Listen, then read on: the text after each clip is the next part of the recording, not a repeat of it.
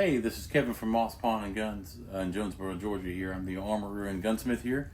I was downstairs noticing that we had a couple of different variations of the Beretta 92 series here by different manufacturers.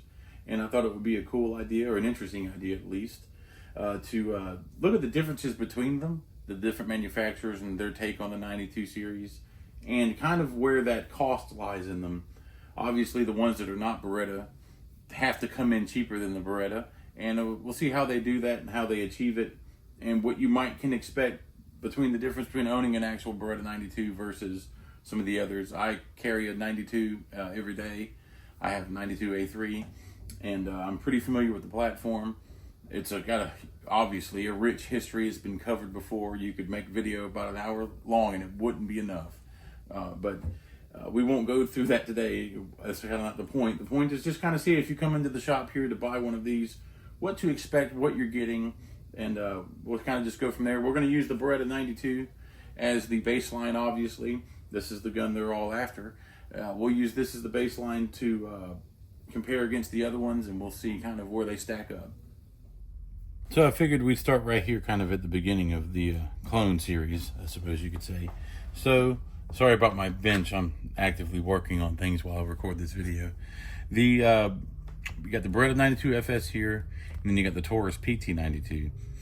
So Taurus was the first one to kind of, I guess you would say, clone or make the Beretta series. However, the way they come about it is different than all the others. So Beretta was in Brazil, which is where Taurus is from, in the late 70s, early 80s, I believe, late 70s, making Berettas. They were making Beretta 92s in Brazil for the Brazilian military. The Brazilian military wanted a modern 9mm, and they caught on before the U.S. did, and they had Beretta 92s. So when Beretta pulls out, they complete the contract, they sell their equipment, the plans, the factory, everything to Taurus. Taurus buys all this from them. And Taurus decides to go ahead and keep making the 92, and they still do to this day. So the reason the Beretta 92 has the frame-mounted safety is that the original 92s had that. So Beretta went to this design where it was on the when it was on the slide here later on in the design process. So Taurus has kept it on the frame, which is what the original had, and they've stuck with that ever since. That is the major difference between the two, is the frame-mounted safety versus the slide-mounted safety. This one works more like a 1911, or, we're kind of used to here, just about everybody makes the safety work in this way. This one also has a decocker, which Beretta added later. So adding it into this mechanism to make it a decocker as well. So you can actually carry it like a 1911 or a single-action semi-automatic with the hammer back and the safety on, if you so choose. They are double-action pistols, so you don't have to carry it that way, but that is an option. They both originally had 15-round magazine capacity. The Taurus has gone to 17, and so has Beretta as the standard capacity for their guns. So that's the major difference. Now, the other difference you're going to see here is going to be in the materials that are used. So just a brief thing about the Beretta is the Beretta has been used by militaries for a long time, including ours. Ours was from 85 till the MH17 program, which is what replaced the Beretta. But during that 32 years of use, Beretta has implemented a lot of improvements to the design.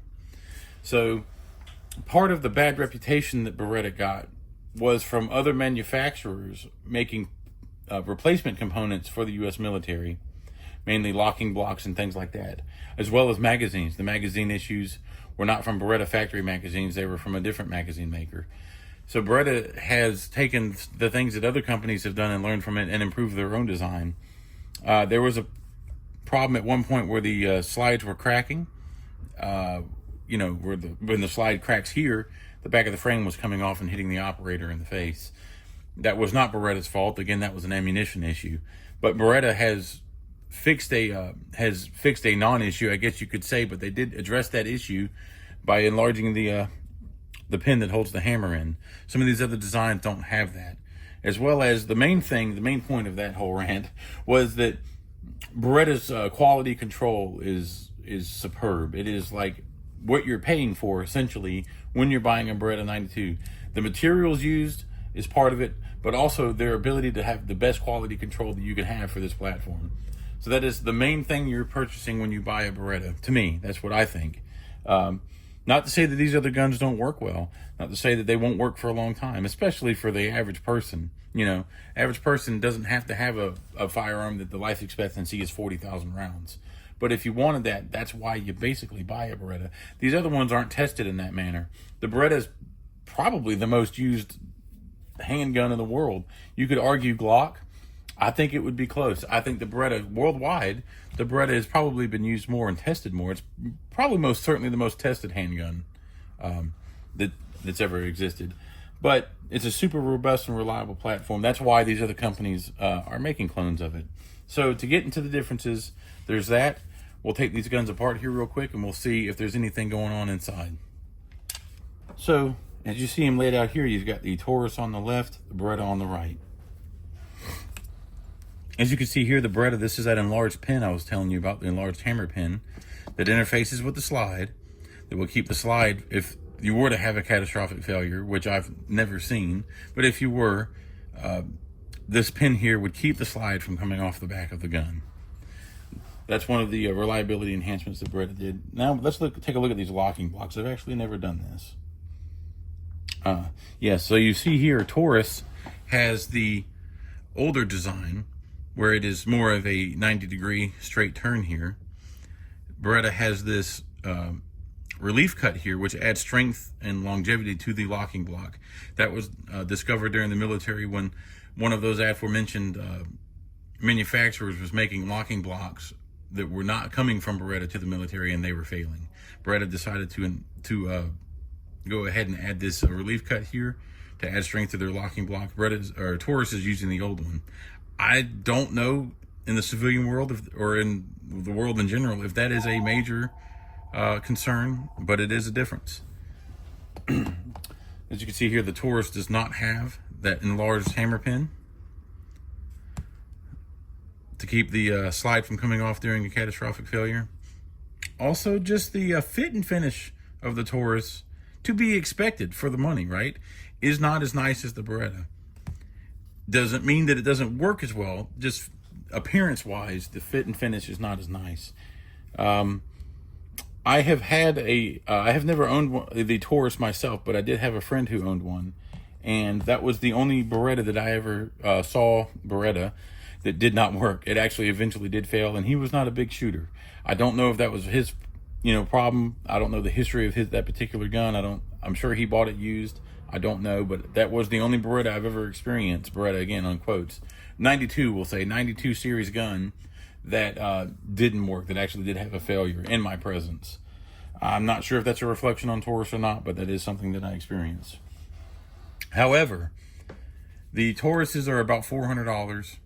The Berettas are about $800, and maybe sometimes up, depending on which one you get. $800 and up, sometimes a little less than $800, but they are close to double the money. So there is that. So that's the quick little thing over the Taurus in this. So let's see what's the other two have to stack up. All right, so moving on, I do have a coworker up here assembling guns. So if you hear noises, that's what it is. So moving on, we're going to go to the Gearson here. This is a Turkish-made 92 series. And just looking at it again, I've never taken these apart and really done a close comparison. You see, we have the similar thing to the Taurus. We don't have that enlarged hammer pin here. And we do have the same straight edge 90-degree locking block. This particular one does have a longer sliding barrel than a standard 92, but they'd make it in both ways. Also on the frame on the Gearson, you have these finger grooves into the aluminum here. So from there, just taking a quick look. Yeah, so again, we've got the ejector here. It is a little loose, and that is, no pin is deformed, nothing is moved. This is factory. That does not matter. I mean, because it rides in the slide anyway. You could literally take these pins out and just stick it on the gun, and it would stay in the gun and work fine. But that is a quality thing. Other than that, it looks very similar to the Beretta, or identical, other than those changes there. Also, this went with the Beretta A1 series rail style thing here, whereas the standard 92 still doesn't have that, but you can get the Beretta obviously with a rail. But all of these will have that rail as far as I'm aware. Other than that, that's the only differences there as far as physical. Again, monetarily, you're saving a lot of money with the Gearson. You're looking at about $400 again. So if I'm choosing between the Taurus and the Gearson, indifferent. I think whichever one you find at a better deal will be the way to go. Other than the fact that this does have the standard 92 series or 92 FS series, where the safety and decocker are mounted on the slide, whereas the Taurus, it is on the frame. For me, I like it on the frame because that's what a Beretta is, or on the slide, sorry, that's what a Beretta is. But if you're just looking for that's a personal taste thing, so that doesn't obviously affect the function of the firearm. So let's move on to the newest contender, and the one that I actually kind of kick-started this whole idea for me here. All right, these were the this was the gun that I wanted to look at the most. This is the, I believe you say it, Derya, D-E-R-Y-A, Malik. This is another gun out of Turkey. The reason I was excited about this one is it has all of the reliability enhancements that Beretta incorporated in their own firearms. So you do have the larger hammer pin here. You have the redesigned locking block. The fitment of the gun and the parts, it's there. The only thing that is different would be the finish work. On the Turkish gun here, it is visibly rougher. So you can see a lot more of just the roughness, I guess you could say. It's more roughly finished versus the Beretta is just about perfect. Now, with that, it's half of the cost of a Beretta. So you can buy two, obviously, for one. That's quite attractive. That's pretty cool. And for me, finish doesn't mean all that much. I'm really rough on my guns anyway. And sometimes the rougher the gun looks, the cooler it is to me. So the finish is not a big thing for me. The only thing that I don't know, and I don't know if anybody does yet, is the materials used, the quality of those, of the steels and all that. I don't know the metallurgy behind it. So that would be the only slight caveat that I would have to this new Turkish gun. The Beretta has been tested. We know the materials. We know that they're rock solid. I would suspect this is the same thing. It is, I mean, just looking at it, the parts are basically interchangeable. So I don't think you're going to have a problem. The design is there. You know, it's a cool gun. I think I would actually buy this gun. I would buy this gun and feel fairly confident in it being great. I don't have any issues there. In fact, I may actually buy one. We got two in stock, and I'm thinking about it. I have a few Berettas, so I don't have a need for one. But you know, who when has need ever stopped the person who's in the guns from buying one? So I think purchasing these things, like I said, they're about $400 versus a Beretta is about $800. You know, hey, if you don't care about it being an actual Beretta, which I do, and a lot of people do, but you know, I don't have a problem with this. I could recommend this wholeheartedly, and you know, I think you'd do fine. I think you'd be just fine. Anyway, I'll stop ranting now. Like I said, if you got any questions, call us at the shop here, 770-968-4949. We'll answer any questions you have. You can talk to me or whomever. You can come by, obviously, 6382 Old Dixie Highway in Jonesboro, Georgia, and take a look at it for yourself. I'm going to probably go ahead and order some more of these. I'm that impressed with it. So I believe we should keep these in stock. If we don't have one when you come in, we will have one soon. So come check these things out, and either get the Beretta or this, or whatever you want. We have a plethora of options here.